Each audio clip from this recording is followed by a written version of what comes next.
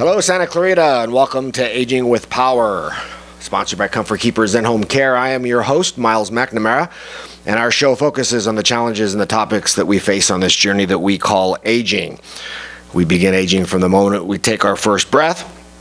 And although our show will primarily focus on adult and senior issues, we will from time to time visit areas of interest of the entire aging spectrum, from the womb to the tomb. Our subject matter experts will address concerns and questions to empower us to make informed decisions.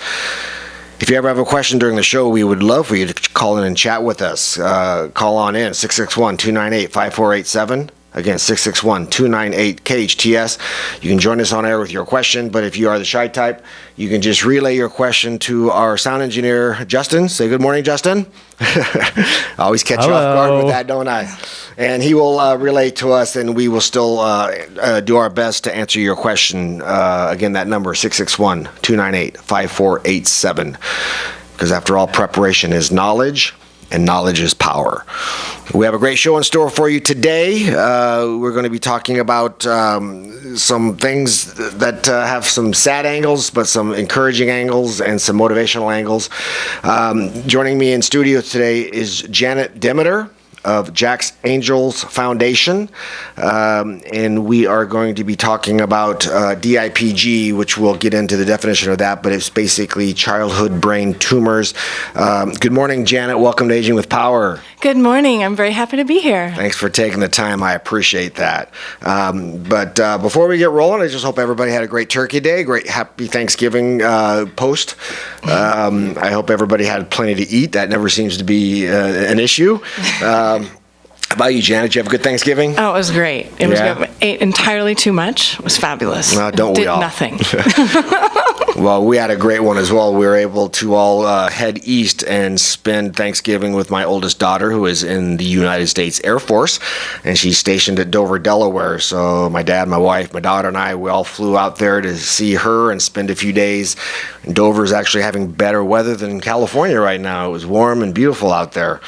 But so again, hope everyone had a great one, and now we're back to the grind as usual. Before we get going, a little kind of a note of sadness, but I wanted to pass on some information. As you may or may not know, a longtime community member, leader, and just an all-around amazing guy, Dwayne Hardy, passed away right before Thanksgiving, actually, and his funeral and his services are coming up that I'd like to share with you. That his is scheduled for Saturday, December 5th at 11 a.m. It's going to be at the Sanctuary Church, 26444 Friendly Valley Parkway, out there off of Sierra Highway. So again, there'll be the services, the memorial then the interment will be the gravesite at 115 at Eternal Valley. And then there's a reception that's going to be held at the Elks Lodge on Sierra Highway at 2:30. So our condolences go out to his wife of 43 years, Pauline, and his two daughters, Donna and Denise, and grandson Evan. So again, I had the privilege of serving with Dwayne on this Santa Clarita Valley Senior Charitable Foundation Board. He was the president before I was, and it just an amazing guy, and rest in peace, Dwayne. And again, if you can make his services, folks, that'll be Saturday, December 5th, this coming Saturday, 11 a.m. at the Sanctuary Church, right there by Friendly Valley. So there you go.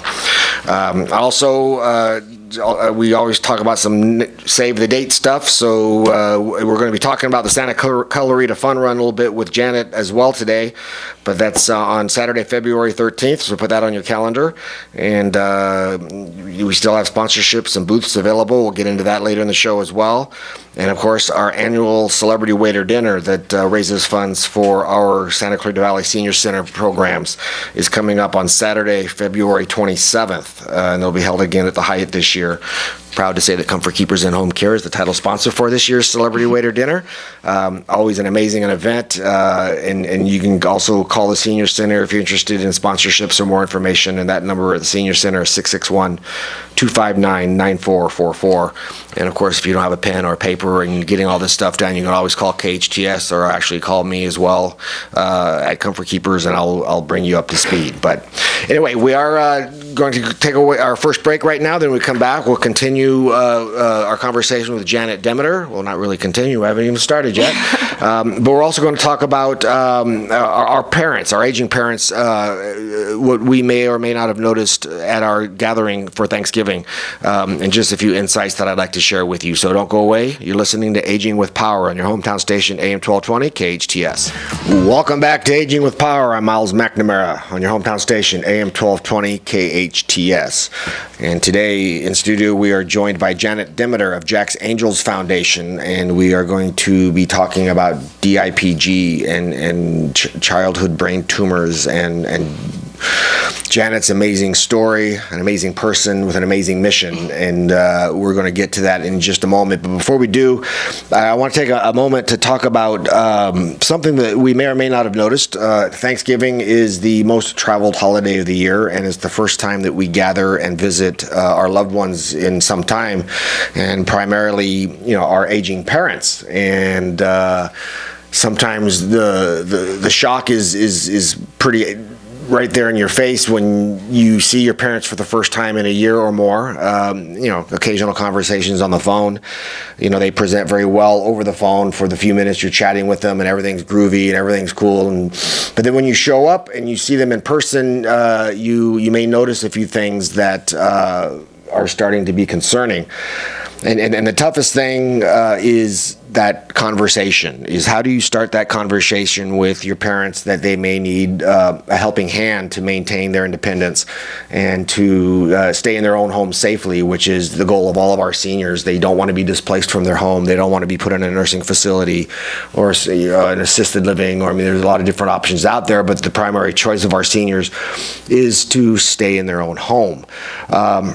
So you may or may not have noticed some things over the holiday that were concerning to you, but things that I want to point out that you should pay attention to when you see your parents for the first time, because we are all part of that sandwich generation where we're still possibly caring for our own young children, but as our parents age, we need to start caring for them as well. So things that I would suggest, if you didn't when you saw your parents, if you're going to see them again in the Christmas holiday or the holiday season, just kind of really pay attention. Accompany them, to their next doctor's appointment, and if they're still driving, let them drive. And see how they observe their driving skills, see if they're doing okay. Take a look in the refrigerator. What's inside? Does it appear that they're getting adequate nourishment, or is there spoiling food in their refrigerator? What's their hygiene like? Is there a smell about them where a bath is possibly necessary? Their breath, are they brushing their teeth regularly? And just things we would pay attention to with our own children as a matter of fact. And do some of the basic tasks seem a little bit more challenging and frustrating for them? Getting ready to go out or preparing a meal, or some of the everyday activities of daily living. Are you noticing that there's a struggle there or a challenge? Forgetfulness. How about their personal finances? Was there a lot of mail sitting around on the table unopened? Any late notices that may be slipping through the cracks? And then there's safety concerns as well. Were there scorch marks on their cooking utensils or their dish towels, or did they leave the stove on, or things like that? So, and again, the most difficult pendulum when it swings is when we have to parent our parents a little bit, and the biggest thing I can suggest is to do it with dignity, do it with respect. Because they want to maintain their independence, and try not to ever use the word caregiver. If it's time to bring someone into the home to give them a hand, it's a personal assistant, it's a concierge, it's somebody that can assist them with not only their activities of daily living, but their what we call instrumental activities of daily living. When it's filling out checks to pay their bills, or doing the day-to-day tasks that are at hand. And one thing that you really need to do before it gets to a level that it's not able to happen is have the conversation regarding an advanced healthcare directive. For those of you who aren't familiar with that, basically an advanced healthcare directive allows you, if you're the agent designated by your loved one, to speak on your behalf if they're not able to. And the good thing about that in having that conversation early is that it's going to be what they want done. They will still be in charge. They will still be making the decision. If, God forbid, an episode happens, a stroke or something that for a short period of time, they're not able to speak on their own behalf, you will speak for them, and you will basically just be executing their wishes and their orders, so to speak. And something that people don't think about is not only for our parents, but if you have children who are of the age of 18, and now they are legal adults, you need an advanced health care directive be able to speak for them as well. If your child goes into the hospital and medical decisions need to be made, if you do not have a health care directive for your child, just because you are their parent, you will not be able to speak on their behalf. There's HIPAA rules, privacy rules, all the hospitals and doctors are bound by. So not only for your parents, but for your adult children, if you do not have an advanced health care directive, I would suggest that very, very strongly. There's nothing worse than thinking that you can make decisions at a hospital for your loved one and then being told that you cannot because you don't have the proper legal documents in place. And also, when it comes time for assistance in the home, a question to ask is your parent or your parent's spouse a veteran? There are benefits out there if they were a veteran and served at least one day during wartime, and there's other parameters that I can't get into right now without taking the whole show, but your parents may be entitled to some veterans benefits that would also pay for some home care and assistance in the home. And I know, Janet, you and I were talking before the show, you're fortunate enough to have your parents still with you. Yes. So have you experienced this when you see your parents for the first time after a while? Do you see things that concern you? Well, we've been pretty fortunate so far. My mother's 78, very, very young for her age. She had a hip replacement, though recently. She's always very up on her own health care and very careful, planning in advance just for these difficulties sometimes that arise. The only thing I've ever noticed with my mother that has encouraged me to sit down with her a couple times is her hearing. Sometimes she can't hear me very well. And that's something that I notice.